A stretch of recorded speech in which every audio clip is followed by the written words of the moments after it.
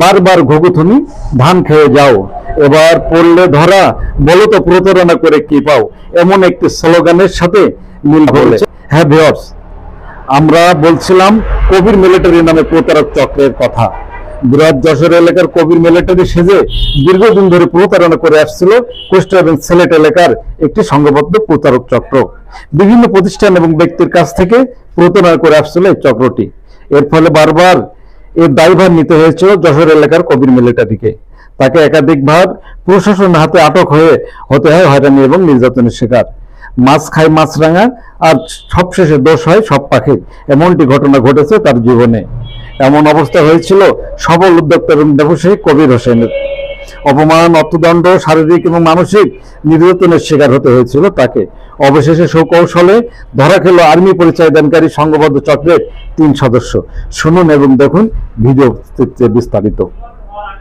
প্রতারক চক্র এতদিন প্রতারণা করে যাচ্ছে, হ্যাঁ, যশোর কোতোয়ালি মডেল থানা পুলিশ মহোদয় তারা আটক করেছে তাদেরকে চট্টগ্রাম থেকে।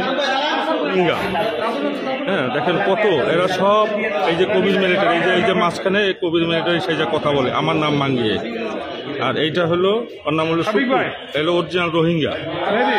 আমি বলেছিলাম প্রতারক চক্র ধরে দেব, এবং আমরা যখন শুরু করছিলাম তখন বলেছিলাম যে প্রতারক চক্র ধরবো। এর ডেরা সম্বন্ধে আগেই আমি অবগত ছিলাম। তো এই সেই প্রতারক চক্র।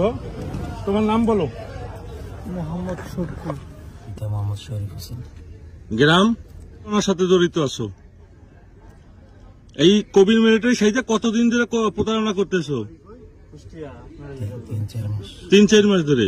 তুমি আমার ভিডিও কতদিন ধরে এই যে এডিট করে ছাড়তেছো? 3-4 মাস। কতগুলা ভিডিও ডেলি এডিট করো? আমরা তো করি না, আমাদের ওখানে একজন লোক ছিল, বাইরে। হ্যাঁ হ্যাঁ, কয়টা এডিট করো?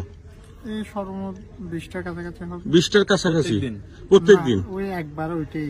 তোমরা কি হাটহাজারি এসে পরিবহনের মাধ্যমে মাল পাঠাইতা? জি। কন্ডিশনের মাধ্যমে? জি। হাটহাজারি এসে পরিবহন তো ম্যানেজার তোমার সাথে যুক্ত না, ওখান থেকে পাঠাইতাম, যুক্ত না। উনি জানতো না যে তোমার ট্রেড লাইসেন্স, ড্রাগ লাইসেন্স নাই? তো ওরা যেটা চাইছিল ওইটা দিয়েছে। আমাকে মাঝে মাঝে গালাগালি করতো কে? আমি যখন ফোন দিতাম, যে আমি বলতাম যে আমি হাজী খন্দকার কবির হোসেন মিলিটারি বলছি, তখন আমাকে গালিগালাজ করতো কে বলো? তোমার ম্যানেজার জানে না? ওটা সঠিক জানি না কে গালাগালি। তোমার কতজন কর্মচারী এই প্রতারণার সাথে জড়িত? আমার ওখানে 15-20 জন ছিল। 15-20 জন। আর এই পাশের যে বিল্ডিং এ, বঙ্গবন্ধু বিল্ডিং এ, ওখানে 10-15 জন। এক্সপার্ট কোন জায়গা ছিল?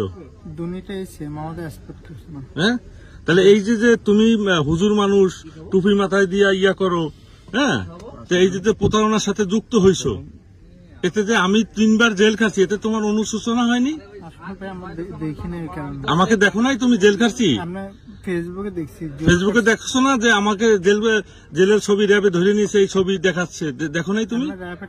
তাহলে তোমাদের এত বড় বুকের পাটা হইলো কিভাবে যে এত বড় অফিস খুলে তোমরা ক্যান্টনমেন্টের পাশের একটা সেন্সিটিভ জায়গার বৈশাখ এই প্রতারণা গুলো করতেছো? কিভাবে এটা সম্ভব? আমরা তো শুধু আপনার ওইটা না, আমরা কাপড়ের ব্যবসা, সূত্র ব্যবসা সব করছি।